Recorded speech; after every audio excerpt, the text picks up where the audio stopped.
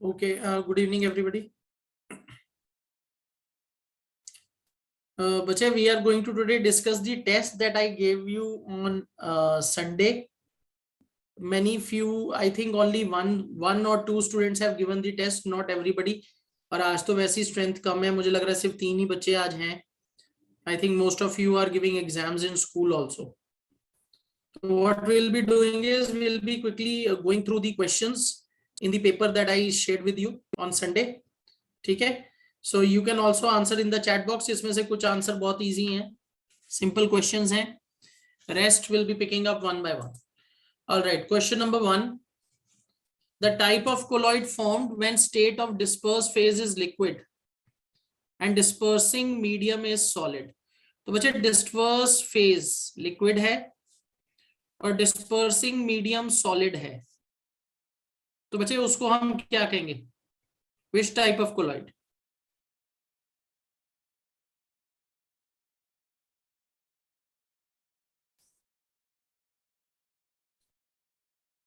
Which type of colloid? बताइए.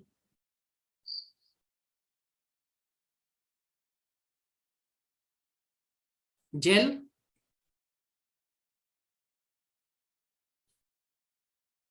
अच्छा इसका आंसर होगा जेल. Is it clear?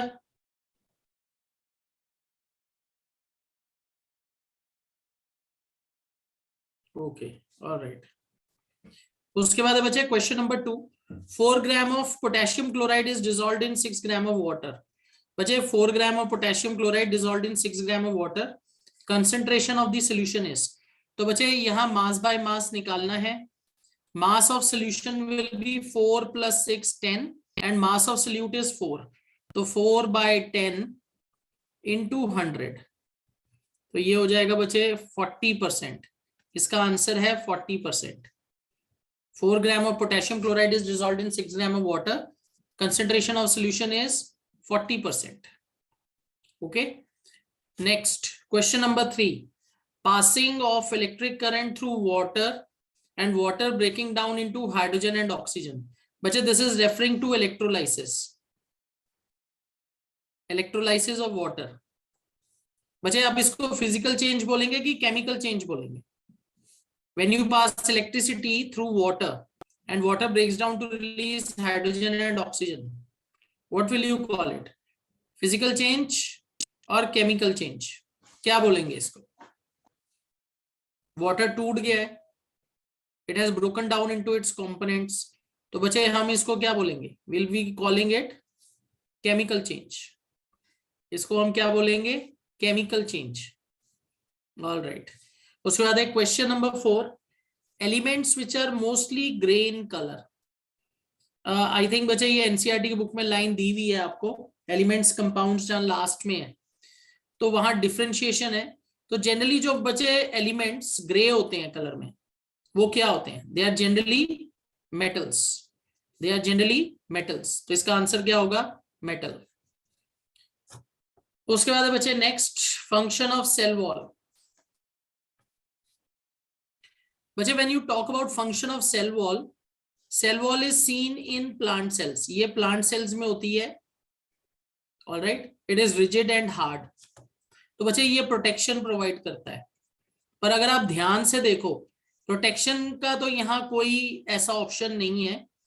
पर बच्चे अगर हम प्लांट को बहुत ही डाइल्यूट एक्सटर्नल मीडियम में रख दें, if you keep the plant in a very dilute external medium, तो बच्चे what is going to happen? क्या होगा? बाहर से जो पानी है बच्चे वो सेल के अंदर आएगा, और अगर आप बहुत ही ज्यादा डाइल्यूट कंडीशन में रख दोगे तो बच्चे प्लांट तो मूव नहीं कर पाएगा from one place to another. It has to stay in that condition. तो सेल वॉल क्या करेगी बच्चे? Cell wall will exert pressure on the cell membrane. Opposite pressure exert करेगा जिससे जो एक्सेस वाटर है वो अंदर ना आए. अगर ऐसा ना हो, अगर सेल वॉल प्रेजेंट ना होती प्लांट सेल में and you keep it in very dilute condition, तो what is going to happen? It will burst. Cell फट जाएगा. तो उसको कौन बचाता है? इसको बचाएगा इसको कौन बचाता है? Cell wall. बच्चे how do we understand this? Let's say this is our plant cell, आपने इसको बहुत डाइल्यूट कंडीशन में रख दिया।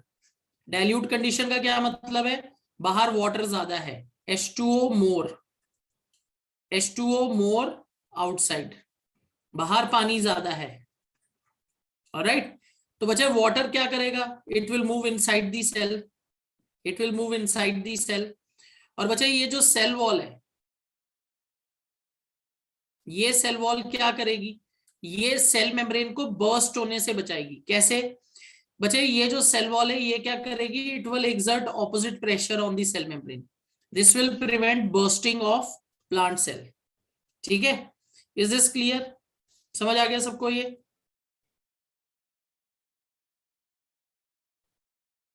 Is it clear?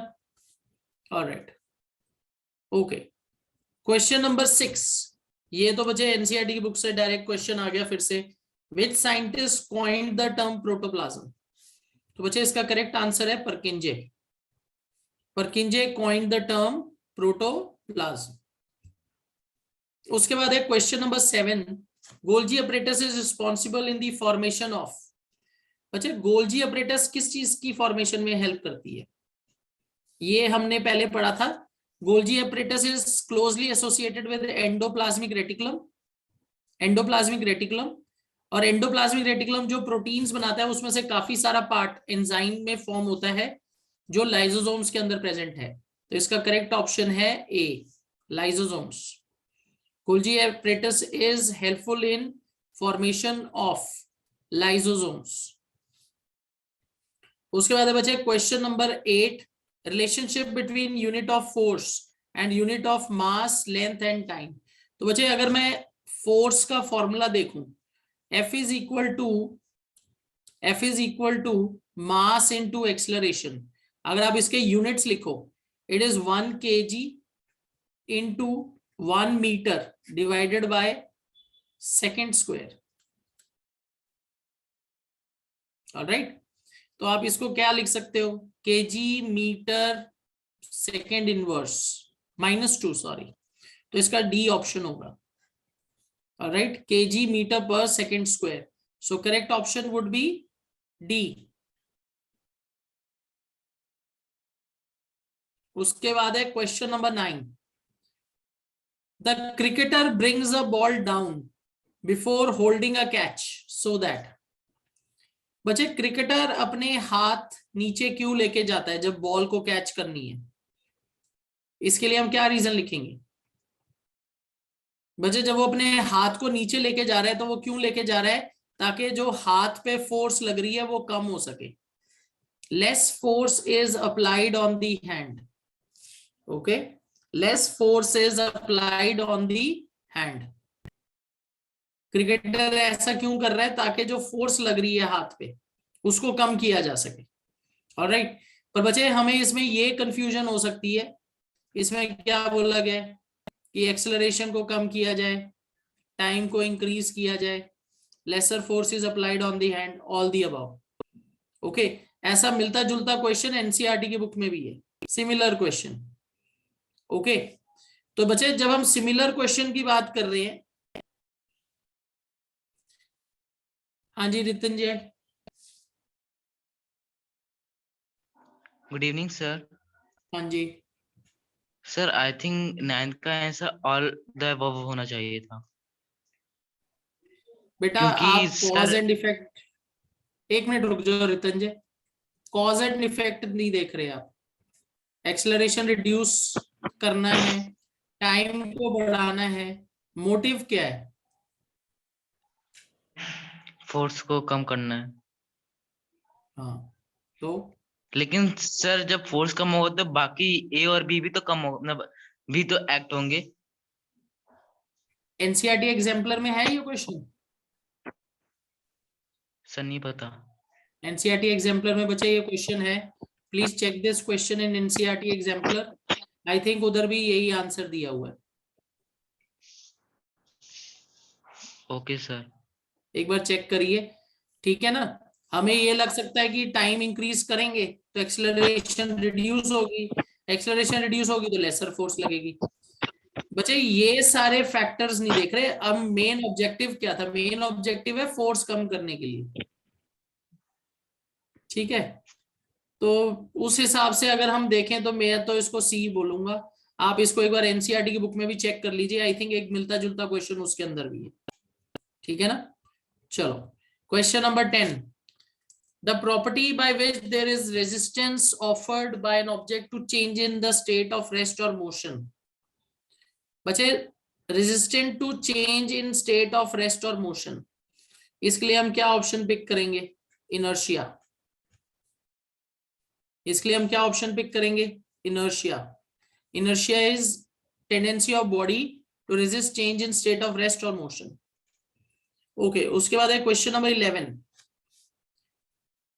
using a horizontal force of 200 Newton, we intend to move a wooden cabinet across a floor at constant velocity.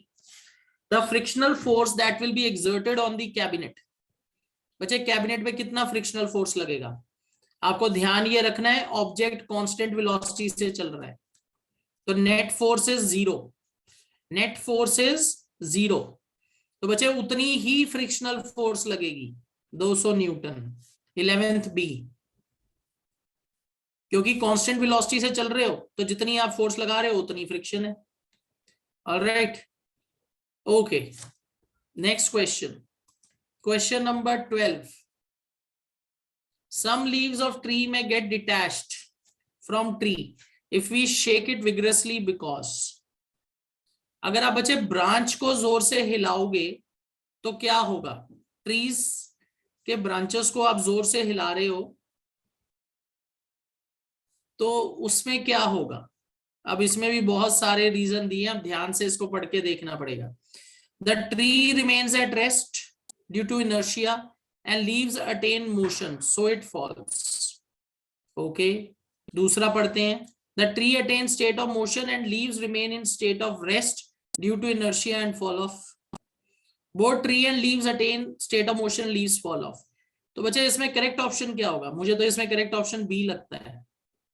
tree attains state of motion and leaves remain in state of rest due to inertia and fall off। 12b, आप बच्चे पेड़ को हिलाओ या branches को हिलाओ तो वो मोशन में आ जाएगा। लीव्स की टेंडेंसी होगी इनर्शिया में रहने की। Alright, so they will break and they will fall off. Okay, next question, question number 13, given below are 3 statements differentiating xylem and phloem. बच्चे xylem and phloem they are permanent, sorry, they are complex permanent tissues and they help in transportation of water। xylem water transportation में, phloem help कर रहा है food transportation में। तो बच्चे इनके बारे में कुछ स्टेटमेंट्स दिए हैं डिफरेंसेस के, आपको पिक करना है इनमें से कौन सा इनकरेक्ट है, गलत कौन सा है। xylem conducts water from soil to leaves but food is carried by phloem। okay, तो बच्चे P is correct, P statement सही है। both xylem and phloem has fibers and parenchyma as their elements। Q भी ठीक है, दोनों में fibres और पेरेनकाइमा होते हैं। xylem has all living cells। बच्चे xylem के अंदर all living cells, बच्चे ये स्टेटमेंट गलत हो गई, तो R गलत डिफरेंस है तो आप C पकड़ोगे। Is it clear? xylem के अंदर लिखा है it has all living cells and phloem has all dead living cells, ये तो गलत है। फ्लोएम के अंदर बचे मेजर कंपोनेंट्स लिविंग होते हैं, जाइलम के अंदर मेजर कंपोनेंट्स डेड है।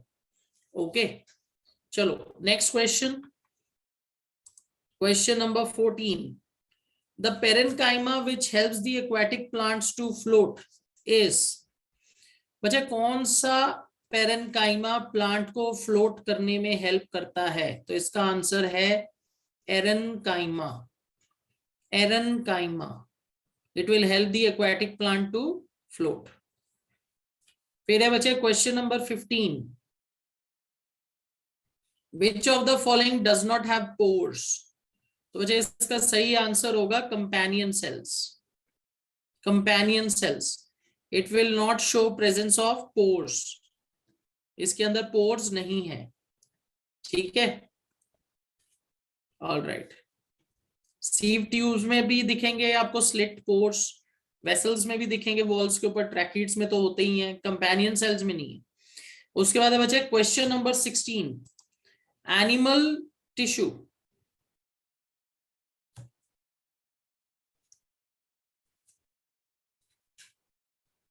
Animal tissue which is tall pillar like cells and it is present in intestine. तो बच्चे इसका आंसर होगा columnar epithelial tissue, B option. Tall pillar like cells present in intestine, columnar epithelial tissue.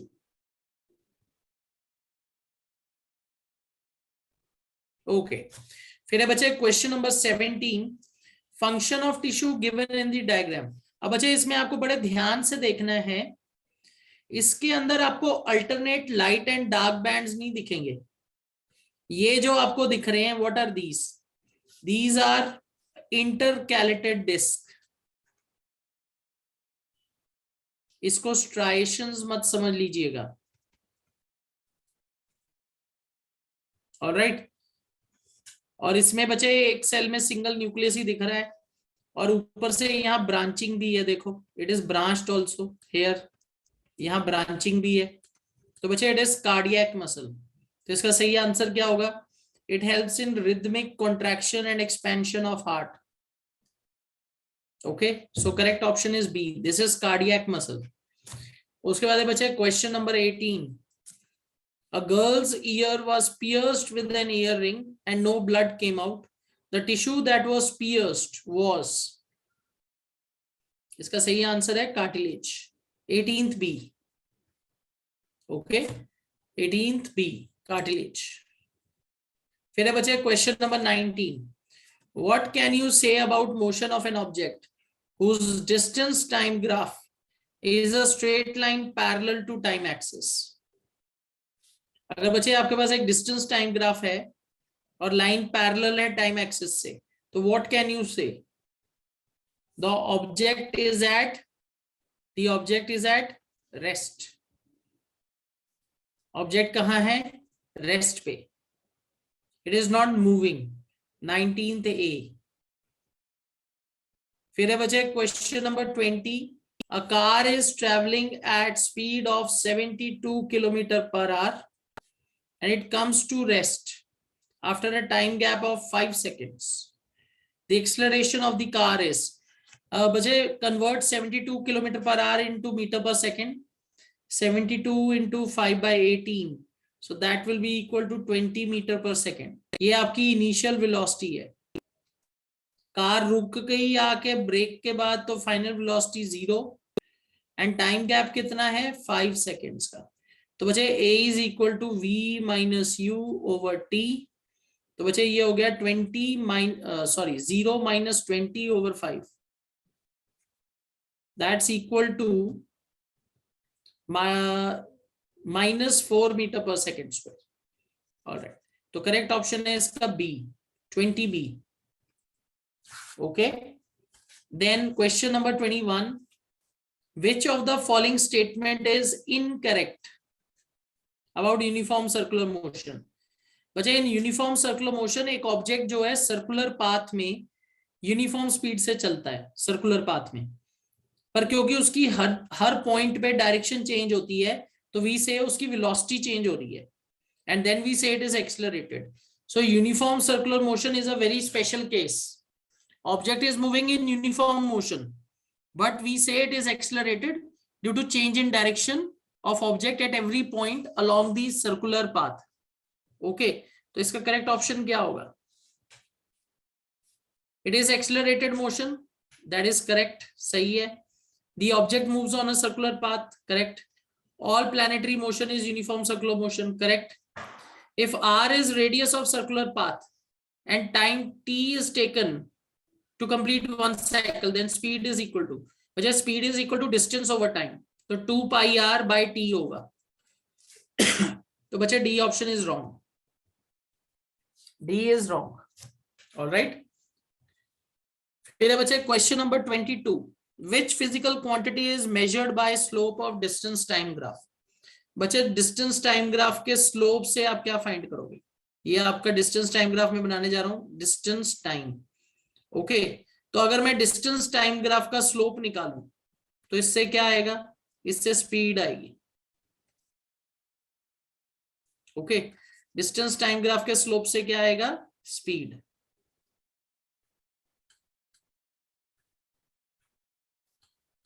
Okay, then question number 23, an object is traveling with the speed of u and it comes to rest with an acceleration a. The distance covered by the object is, okay,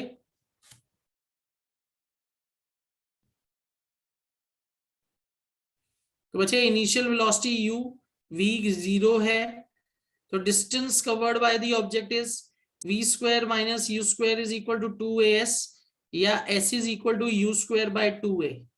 तो बच्चे इसका सही answer होगा u square by 2a, that's B option. Alright, चलो आगे, question number 24, two cars A and B, they are moving with uniform speed based on the graph below, which car has more speed? बच्चे इनमें से किस car की ज्यादा speed है, बच्चे जिसका स्लोप ज्यादा है, इसका स्लोप ज्यादा है, कार ए का स्लोप ज्यादा है, ये देखो कार ए का स्लोप ज्यादा है तो कार ए की ज्यादा स्पीड है, कार ए का स्लोप ज्यादा है तो उसकी स्पीड भी ज्यादा है। ऑलराइट, ये चीज याद रखनी, जिसका एंगल ज्यादा बड़ा होगा उसकी स्लोप भी ज्यादा आएगी, और अगर स्लोप ज्यादा आई डिस्टेंस टाइम ग्राफ की तो उसकी स्पीड भी ज्यादा है।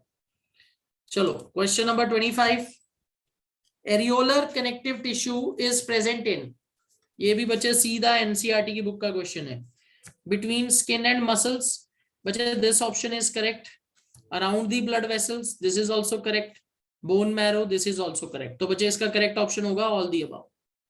ठीक है बच्चे, इज इट क्लियर, समझ आ गया सबको?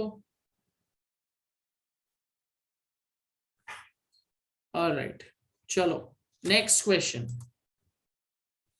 Question number 25। बच्चे यहाँ आपको अलग अलग दिए हुए हैं, फ्लो चार्ट में आपको आइडेंटिफाई करना है ये कौन सा पोर्शन है। ऑलराइट बच्चे, plant tissues, meristematic tissue, permanent tissue, तो बच्चे यहाँ परमानेंट टिश्यू में बी, ओके फ्लोएम। ऑलराइट, तो बच्चे यहाँ तो आएगा complex permanent tissue, B is complex permanent tissue, phloem and xylem, यहां आ जाएगा जाइलम। देन मेरिस्टेमेटिक टिश्यू, इसको आप डिवाइड करोगे एपिकल, इंटरकैलरी, लेटरल, तो एपिकल और लेटरल तो हो गया, तो इधर क्या आएगा, इंटरकैलरी।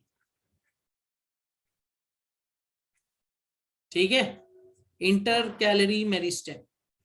और बच्चे सिंपल के नीचे कोलनकाइमा दिया हुआ है तो यहां आएगा पेरेनकाइमा।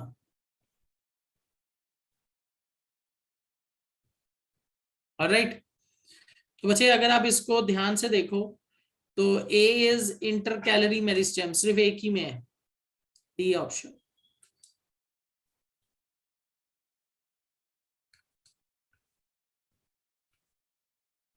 ठीक है, I hope this is clear to everybody, सबको समझ आ गया ये क्वेश्चन?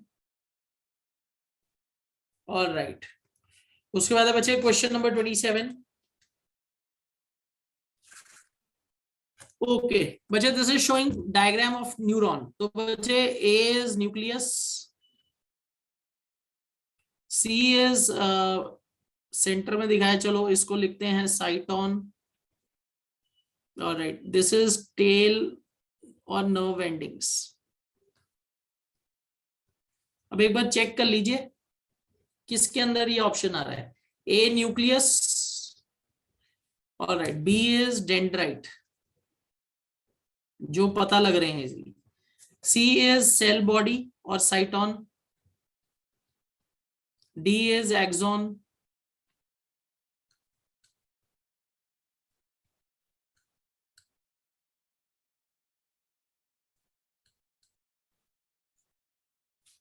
तो बच्चे करेक्ट ऑप्शन क्या होगा, बी।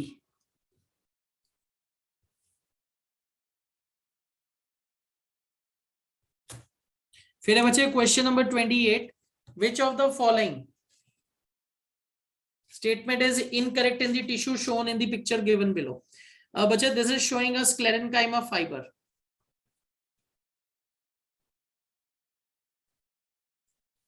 तो बच्चे इनकरेक्ट स्टेटमेंट निकालना है. This tissue is found in coconut husk. True. Cells are dead. True. It gives the tissue. This gives the tissue mechanical strength. This is also correct. This tissue has walls lined with suberin. बच्चे इनके अंदर suberin नहीं होता, sclerenchyma में lignin होता है.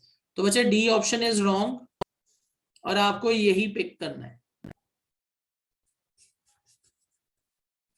ठीक है, 28D क्लियर.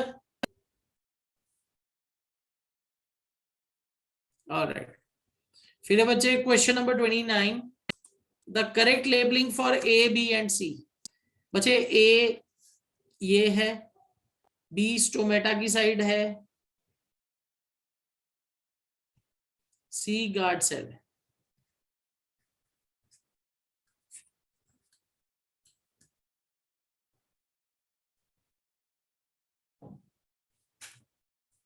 ऑलराइट, तो बच्चे correct labelling, A is epidermis, B is stomata, C is guard cell. तो बच्चे A option 29A. Okay, very good, absolutely right. Question number 30. Mitochondria is a double membrane cell organelle. Inner membrane is deeply folded. This is because बच्चे जो inner membrane है, it is folded. It is folded to form finger-like projections called cristae. Why are these projections present?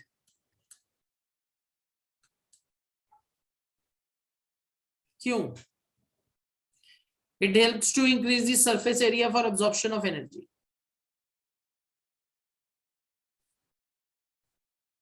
Okay. फिर है बच्चे question number 31. The base matrix of blood is plasma.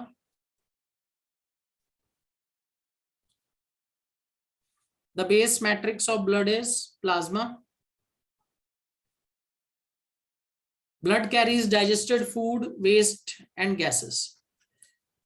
बच्चे अगर आप बात करो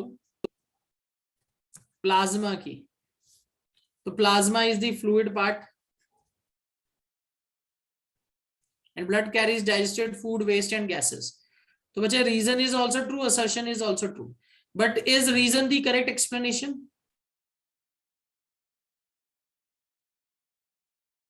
ये बच्चे fluid है तो ये डिसॉल्व्ड गैसेस वगैरह लेके जा पाता है.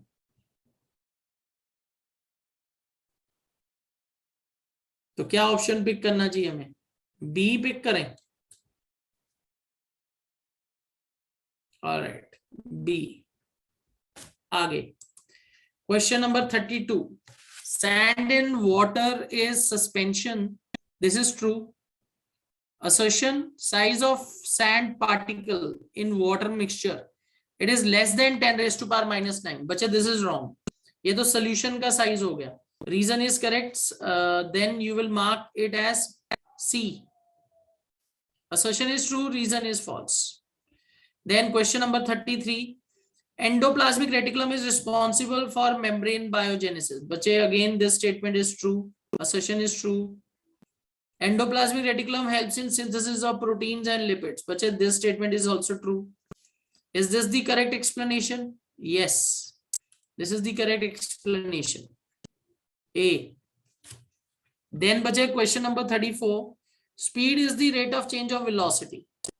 Is this correct? Bache this statement is wrong. Speed is rate of change of distance. Velocity is speed with direction. Bache this statement is true. Velocity is speed with direction. Reason is true. तो वजह इसका correct option हम pick करेंगे D. Reason true, assertion false. फिर है बच्चे question number 35. Unbalanced force is the rate of change of momentum.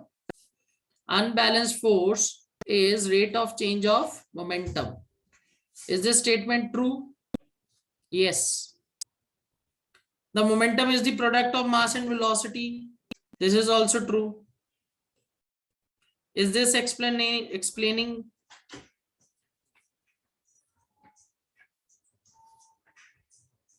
Is this explaining? Reason explain कर रहा है असर्शन को? बताइए. नो.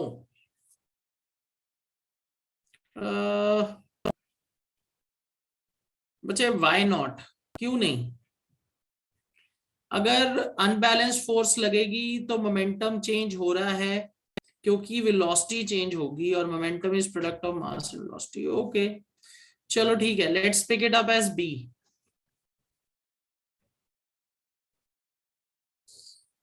ऑलराइट, चलो question number 36. Which of the following statements are incorrect about physical terms related to motion? Displacement can be zero. Displacement can be zero. Yes, this statement is true. The distance is a vector quantity. Second is wrong. The average speed is total displacement per unit time. Wrong. The slope of distance time graph measures speed. This is true. तो बच्चे 2 and 3 are wrong. और आपको incorrect statement निकालनी है, तो इसका सही option होगा B. Alright, question number 37. The distance as depicted by graph. Okay बच्चे, आपको यहाँ क्या करना है? You have to pick area under velocity time graph. Area under velocity time graph निकालिए.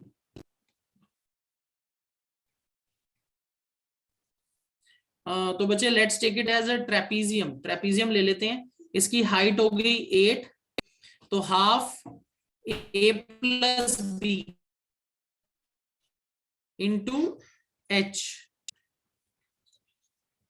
तो ये हो जाएगा बच्चे, ए ले लो आप 20 और बी ले लो 14 - 4 10, हाइट ले लो 8. बच्चे इसको आप मल्टीप्लाई करोगे तो 34 120 मीटर. ऑल राइट, तो ये बन जाएगा बच्चे 120 मीटर. तो it would be equal to D 120 metres. Clear? 37D. चलो question number 38. A person is moving along square path whose side length is p centimeter. Displacement after 2.5 cycle is. बच्चे ये तो क्वेश्चन हमने बहुत बार किया हुआ है. इसमें डिस्प्लेसमेंट निकालनी है, तो 2.5 राउंड के बाद ए सी बी. आपको ये पाइथागोरस थ्योरम से सॉल्व करना पड़ेगा. This is P, this is P. तो बच्चे this will be P square plus P square is equal to A C square. तो this is equal to under root of 2p square.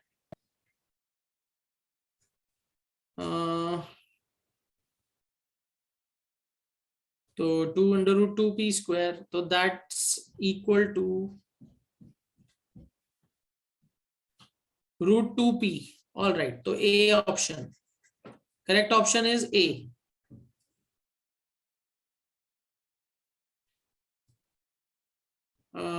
बच्चे 2p square है ना, देखो root, sorry, it is root 2p square. So that means it is root 2 p into p. तो ये तो p रह गया ना, तो root 2p हो जाएगा. So this is the correct answer, p root 2. बच्चे a ऑप्शन आएगा, a option, p root 2. Alright. उसके बाद बच्चे question number 39. Devendra travels 36 km to his friend's house in 2 hours and returns back in 1 hour. The average speed is. बच्चे इसके अंदर total distance over total time है. तो let's say A to B जाने के लिए जो टाइम लगा, डिस्टेंस हम सेम ले लेंगे. उसी रूट पे वो वापस आया है. A to B जाना डिस्टेंस x, वापस आएगा उसी रास्ते पे x. तो total distance is 2x. Total distance is 2x. All right.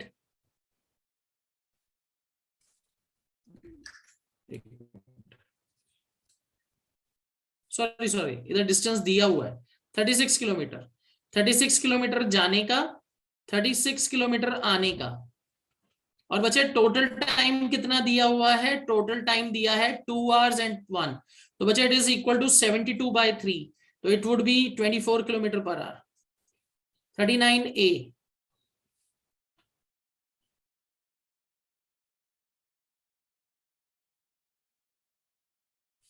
क्या बच्चे मीटर पर सेकंड में भी ये आंसर आ सकता है, चेक करो।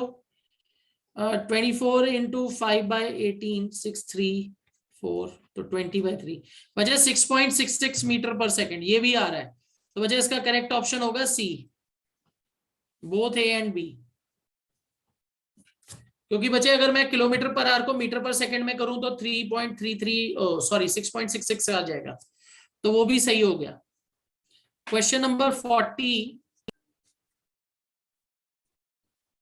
क्वेश्चन नंबर 40, इसमें out of A B and C which graph represents uniform motion. बच्चे यूनिफॉर्म मोशन किस सॉरी यूनिफॉर्म रिटार्डेशन किसके अंदर है, सी में। यहां देखो ग्राफ ऐसे नीचे आ रहा है, तो correct option is C. All right, question number 41, match the terms of column 1 with their function in column 2।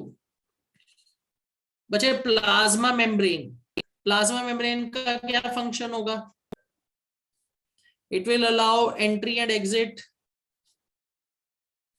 of some materials. Genes, they are functional segment of DNA. Leucoplast stores oils and starch. Golgi apparatus packaging।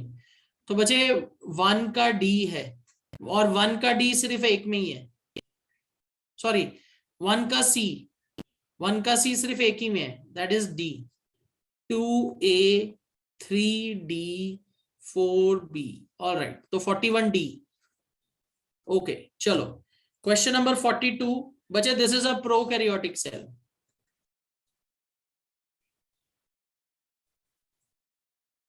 ये prokaryotic cell है। All right, अब बच्चे ये जो prokaryotic cell है इसका size जो है वो किसके बीच में होता है, it is 1 to 10 micron metre. तो आपको इनकरेक्ट निकालना है। तो बच्चे देखो पहला स्टेटमेंट ही गलत है, और यही हमारा आंसर है। The size is between 5 to 100 micron metre, ये तो यूकैरियोटिक सेल का साइज है। Nuclear region is not well developed, this is true. Chromosome is single, true. Membrane bound cell organelles are absent, D is also correct. तो मुझे incorrect statement निकालना है, तो 42 का क्या हो जाएगा, ए। 42 का क्या होगा, ए। हाँ जी नितिन जी। सर मुझे ये कहना था कि जब ये टेस्ट मैंने दिया था ना, तब इस क्वेश्चन का आंसर गलत दिखा रहा था।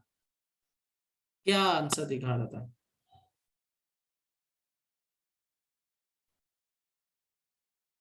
ओके कोई बात नहीं, हो सकता है मुझसे गलती इसके से आंसर की कुछ और में दिखा कुछ रहा था, गलत टाइप लेकिन हो इसका गया। अलाउ नहीं आ रहा था।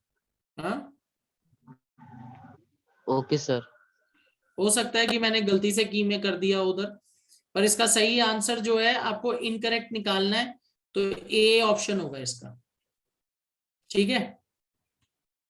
All right, question number 43, following are diagram showing two types of cell division x and y, which of the following differences are incorrect। बच्चे पहला तो आप अगर ध्यान से देखो तो this is showing mitosis and this is showing meiosis. तो इसके अंदर number of chromosomes are equal after division, इसमें फिर इनकरेक्ट डिफरेंस ढूंढना है। तो बच्चे number of chromosomes are equal after division in mitosis, number of chromosomes are reduced to half, ये स्टेटमेंट सही है। 2 new cells are formed, 4 cells are formed, this is also correct। reproductive tissue divides to form gametes, this is wrong। बच्चे mitosis से gametes नहीं बनते, mitosis से tissue repair होता है और मियोसिस से गैमीट्स बनते हैं। तो बच्चे ये इनकरेक्ट डिफरेंस है। Name of X is mitosis, this is true, name of Y is meiosis. तो बच्चे हमें सी ऑप्शन पिक करना है, गलत डिफरेंस निकालना है, ठीक है। तो correct option is C. All right, आगे चलें। Question number 44, the object experiences a force F, changes its velocity from x meter per second to y meter per second in t seconds, then which of the following relationship is correct? Y minus x over t. तो बचे F is equal to B option. Final velocity minus initial velocity over time. Okay, question number 45. Study the following diagram and find out in which direction will the straw move. बचे opposite direction में air है तो balloon इस direction में move करेगा. All right, तो बताओ इसका आंसर क्या होगा? It will be in direction opposite to direction of air. A option. ठीक है. All right. फिर बचे question number 46. Given below are 4 examples of solutions and their respective physical state of solute and solvent. State which are incorrect states. बच्चे देखो, alloy is solid and solid बन सकते हैं. Air is gas in gas, correct. Lemon juice liquid in liquid, correct. Sugar solution solid in solid, this is wrong. और आपको incorrect state ही निकालना है, तो आपका सही आंसर होगा D. All right.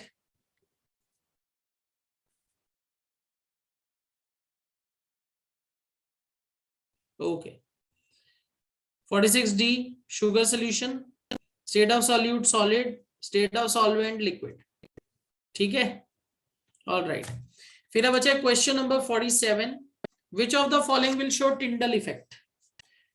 अब बचे Tyndall effect solution में तो नहीं होता, तो salt solution में नहीं होगा, कॉपर सल्फेट सोल्यूशन में नहीं होगा, बचा मिल्क और स्टार्च सोल्यूशन. तो 2 and 4 D. ऑलराइट. फिर बचा question number 48. A mixture consists of chalk and water. Out of the following observation, which is correct for the mixture? Chalk and water. बचा chalk and water is like suspension, तो ये unstable होगा, और unstable सिर्फ एक में ही है, ये रहा B option. Transparency is opaque. अगर आप इसे फिल्टर करोगे तो रेजिड्यू मिलेगा. ऑलराइट, तो रेजिड्यू मिलेगा. बच्चे चॉक इन वाटर को आप कोलॉइड कंसीडर करोगे कि सस्पेंशन कंसीडर करोगे? Chalk in water, what should you consider it? अगर हम इसको थोड़ी देर छोड़ देंगे तो चॉक नीचे सेटल हो जाएगा, तो मुझे तो लगता है इसको बी कंसीडर करना चाहिए. It should be suspension. It should not be stable. Suspensions are unstable.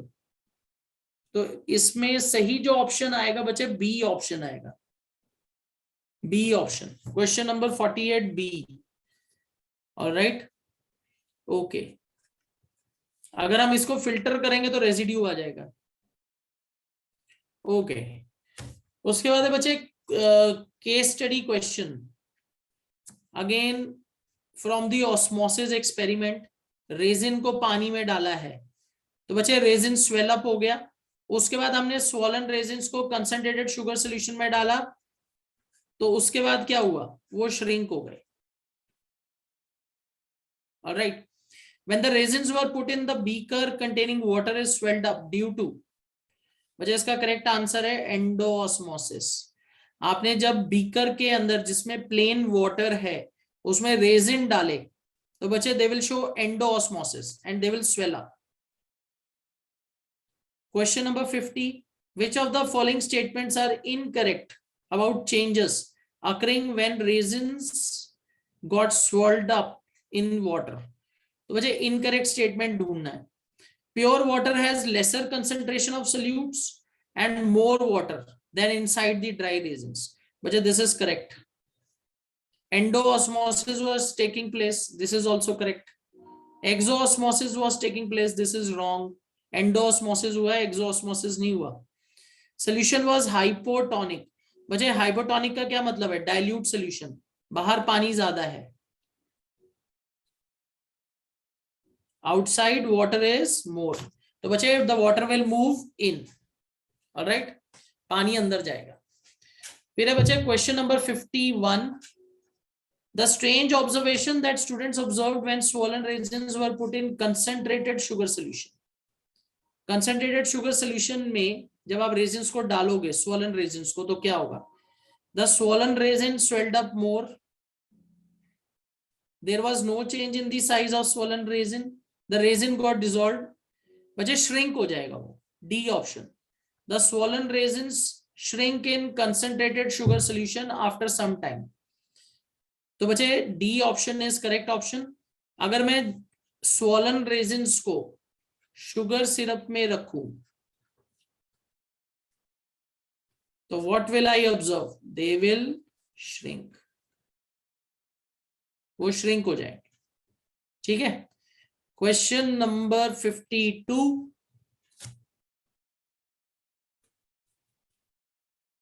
Osmosis is defined as process of, बच्चे what is osmosis? It is movement of water from higher concentrated solution to lower concentrated solution. बच्चे what do we understand by the term higher concentrated solution?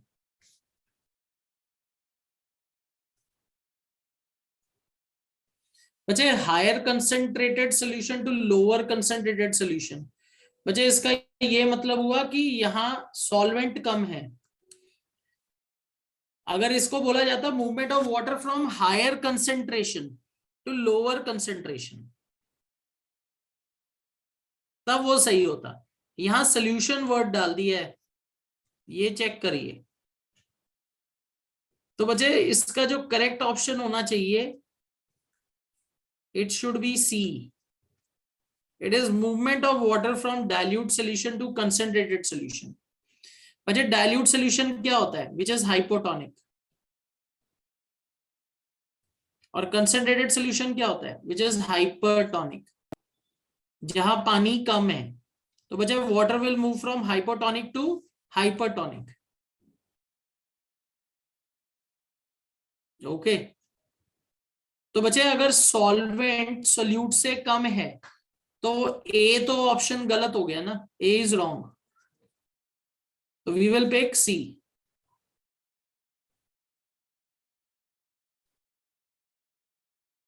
Okay, question number 53। Okay बच्चे, इस group के अंदर sulphur और iron filings एक group ने लिया है, दूसरे ग्रुप ने सल्फर और आयरन फिलिंग्स को हीट कर दिया है। ये एक्टिविटी भी एनसीईआरटी की बुक में है।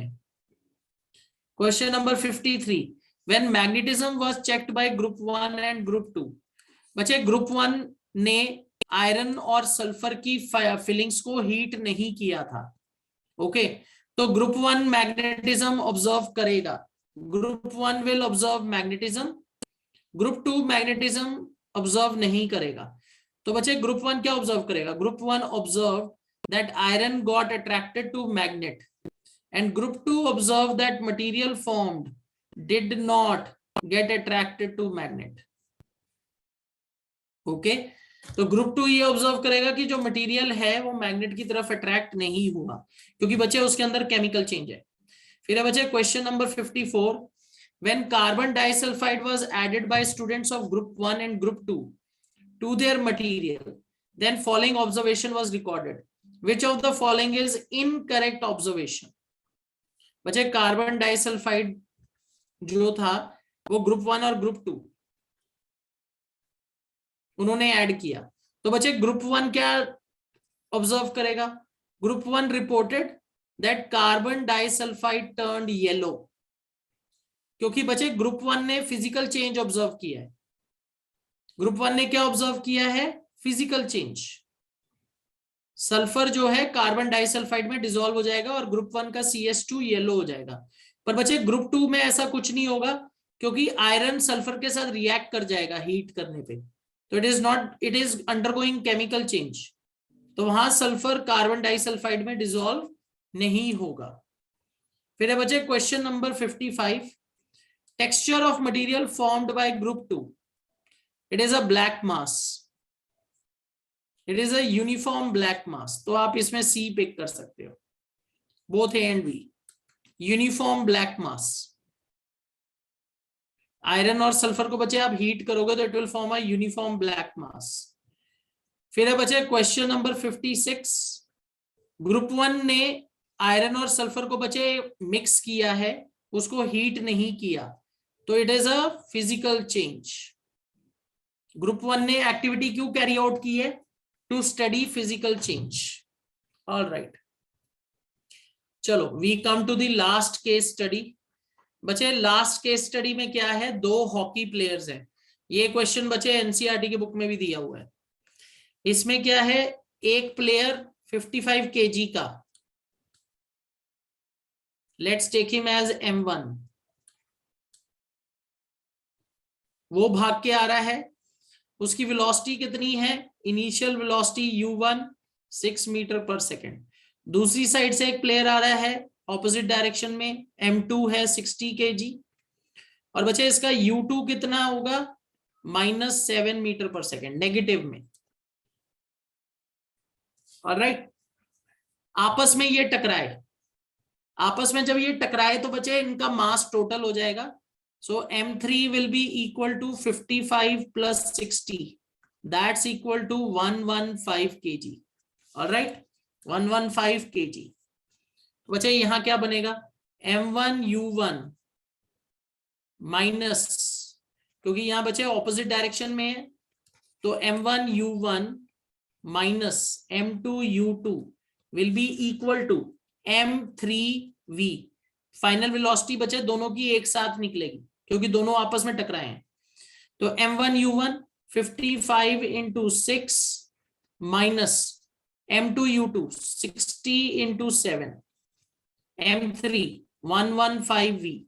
तो बचे it is 55 into 6 330 minus 420 115V। तो बचे V इज इक्वल टू -90/115। तो बचे आंसर इसका आएगा, माइनस में आंसर आ रहा है, यही होगा इसका आंसर। छोटा आंसर आएगा, डी आंसर होगा इसका, -0.78। सॉल्व करने की भी जरूरत नहीं है, ऊपर 90 है नीचे 115 है, तो 1 से कम आएगा। तो करेक्ट ऑप्शन इज डी।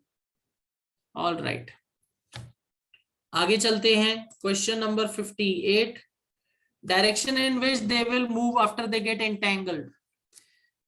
बचे क्योंकि आंसर नेगेटिव में आया है, तो हमने किसकी इनिशियल वेलोसिटी नेगेटिव ली थी?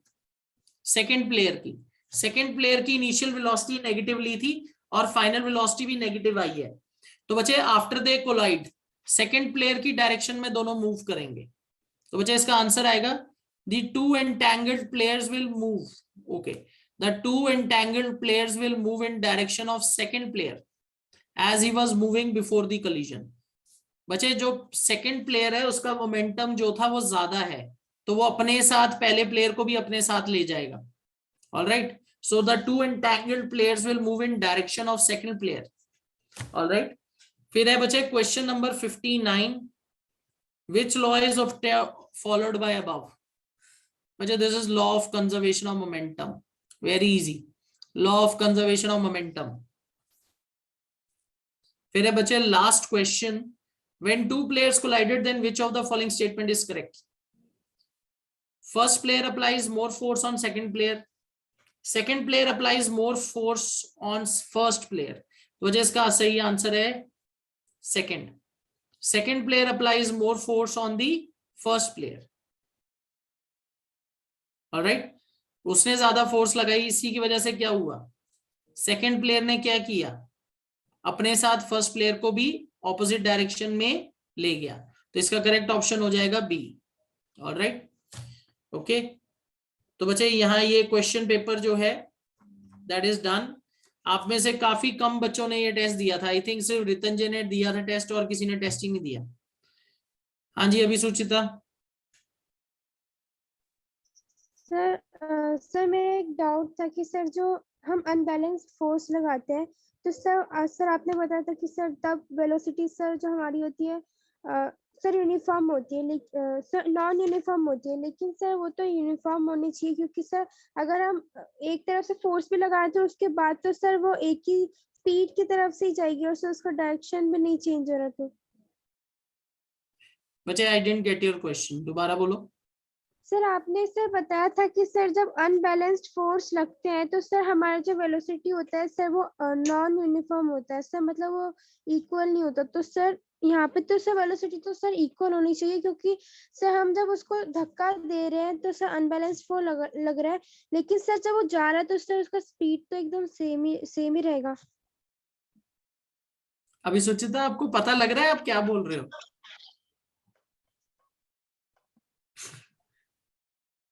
Because I am not able to understand what you are saying. बेटा अगर बैलेंस फोर्स है तो वेलोसिटी या तो कांस्टेंट वेलोसिटी होगी, राइट? बैलेंस फोर्स है तो कांस्टेंट वेलोसिटी होगी या ऑब्जेक्ट रेस्ट पे होगा। तो आप ये कह रहे हो कि अगर सर मैं अनबैलेंस्ड की बात कर रही हूँ। हाँ, तो फिर अनबैलेंस्ड में आप क्या बोल रहे हो? दोबारा बोलो एक बार। सर अनबैलेंस्ड फोर्स में भी तो सर जो वेलोसिटी है सर हमारी कांस्टेंट हो सकती है, क्योंकि सर जब हमने उसको धक्का दिया तो उसके बाद सर हम अगर उसी फोर्स से धक्का देते रहेंगे तो सर वो मतलब उसी स्पीड से तो सर आगे जाती रहेगी। तो फिर बच्चे फिर लॉ ऑफ इनर्शिया की क्या जरूरत है हमें?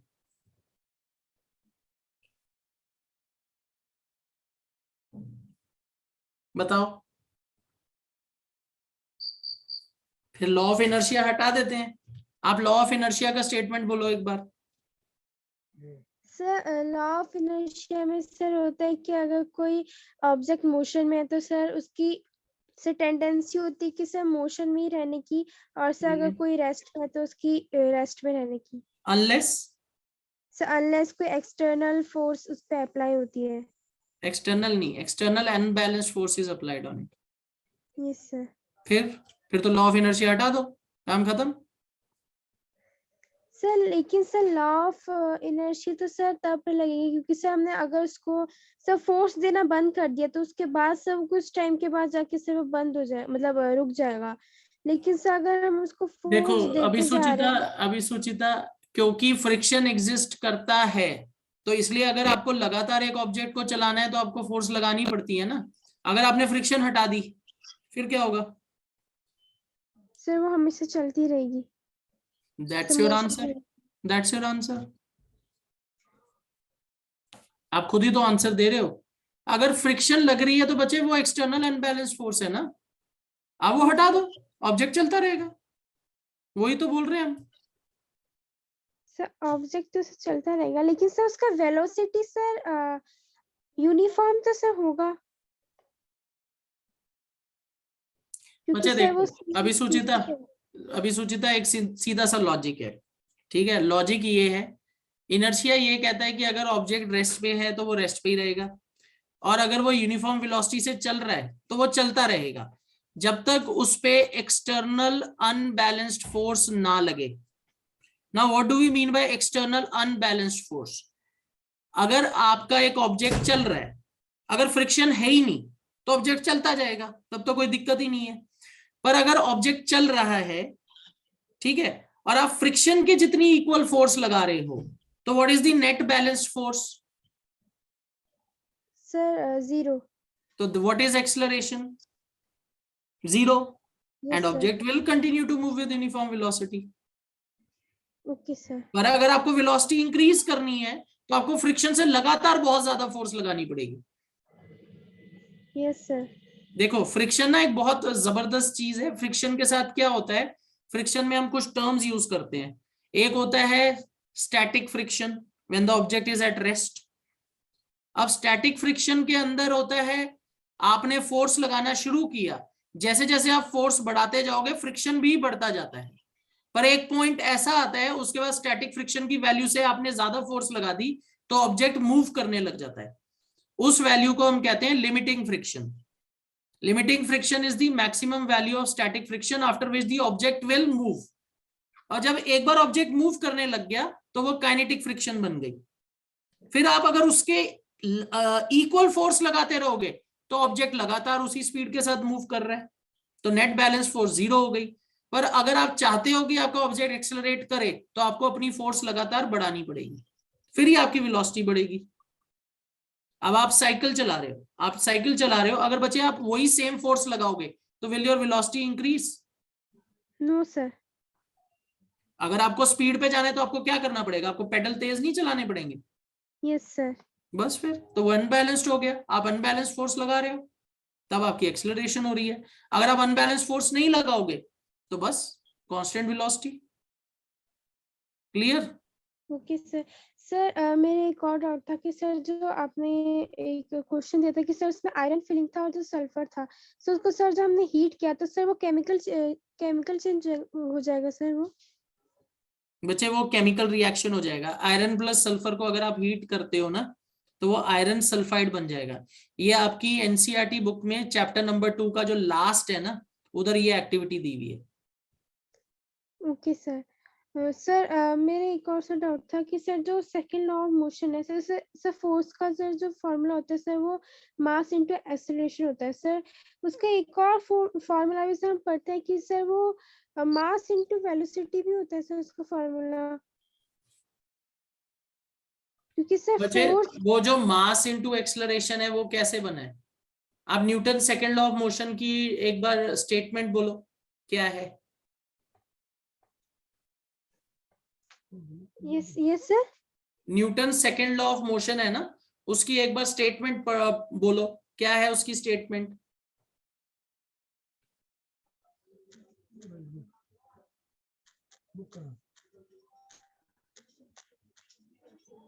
बच्चे Newton second law of motion की स्टेटमेंट बोलो। सर न्यूटन से सेकंड लॉ ऑफ मोशन से उसमें सर हमारा जो सर जो हमारा मोमेंटम सर जो होता है सर वो सर मोमेंटम बोलने से सर। ओके, अभी Suchita, I will write it for you.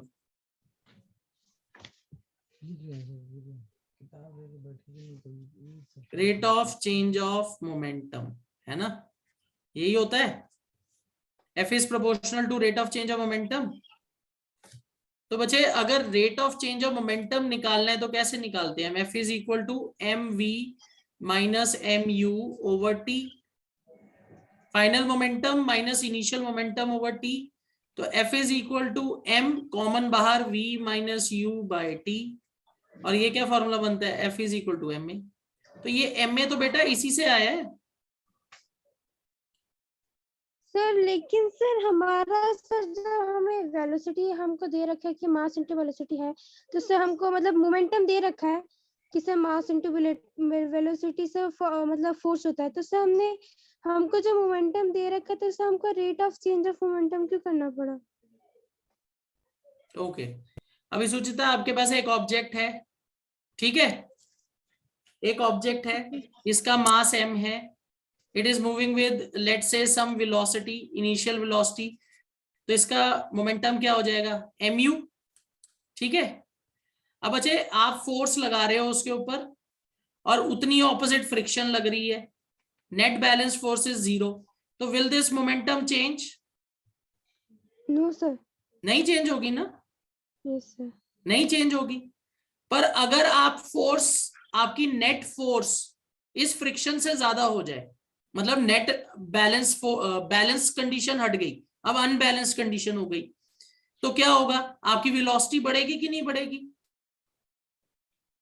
Yes sir बढ़ेगी। बढ़ेगी। तो अब आपका नया मोमेंटम क्या हो जाएगा? mv। Yes sir. मास तो चेंज नहीं हुआ, चेंज क्या हुई? वेलोसिटी चेंज हुई। आपने जब फोर्स बढ़ा दी तो वेलोसिटी चेंज होगी, तो यानी आपका फाइनल मोमेंटम चेंज हो गया। तो बच्चे आप अगर फोर्स कैलकुलेट करना चाहते हो तो आप कैसे कैलकुलेट करोगे? ये तो न्यूटन सेकंड लॉ की स्टेटमेंट है, आपको rate of change of momentum निकालना पड़ेगा कि मोमेंटम चेंज कितने टाइम में हुआ। तो मोमेंटम चेंज कितने टाइम में हुआ आप कैसे निकालोगे? mv minus mu over t। बच्चे ये तो न्यूटन सेकंड लॉ की स्टेटमेंट है। Yes sir. सर मेरा सर यही डाउट हो रहा था कि सर यहाँ पे एक तरफ से बोला गया कि force is equal to momentum भी है, फिर सर दूसरी तरफ बोला गया कि फोर्स मतलब डायरेक्टली प्रोपोर्शन होता है rate of change of momentum के, तो सर इसमें मुझे मतलब कंफ्यूजन हो गया। ओके, अभी सुचिता आप जब हमने ये इनिशियली जब क्लास के अंदर डिस्कस किया था, जब पहली बार किया था, उस टाइम आपने बैच ज्वाइन कर लिया था? Yes sir. ओके, कोई बात नहीं, बच्चे मैथ्स ऑनलाइन ऐप पे जाइए, उसमें सारी वीडियोस पड़ी हैं initial. Please go on to the videos, watch it on the maths online app. YouTube पे भी है, पर अगर आप ऐप के थ्रू जाओगे तो आपको इजीली मिल जाएगी। Please just go through the initial portions जो हमने फोर्स के ऊपर डिस्कस किए थे, उधर इसकी डेरिवेशन होगी, उसको एक बार जरूर देखिए। बहुत इजी है, इतना मुश्किल नहीं है इसको समझना। बस इसमें एक सीधा सा लॉजिक ये है कि इनर्शिया ये कह रहा है कि जब तक आप फोर्स एक्सटर्नल अनबैलेंस नहीं लगाओगे तब तक ऑब्जेक्ट की स्टेट चेंज नहीं होने वाली। अब सेकंड लॉ ये कह रहा है कि अगर आपको फोर्स कैलकुलेट करनी है तो उसका मोमेंटम चेंज निकालो कि कितने टाइम में हुआ। वो तभी होगा अगर अनबैलेंस्ड फोर्स लगेगी, उससे ही ये डिराइव होता है फॉर्मूला। ठीक है, ओके सर। एक बार जरूर वो वीडियोस देखिए, आपको समझ आ जाएगा, इतना मुश्किल नहीं है। Just go through the videos once.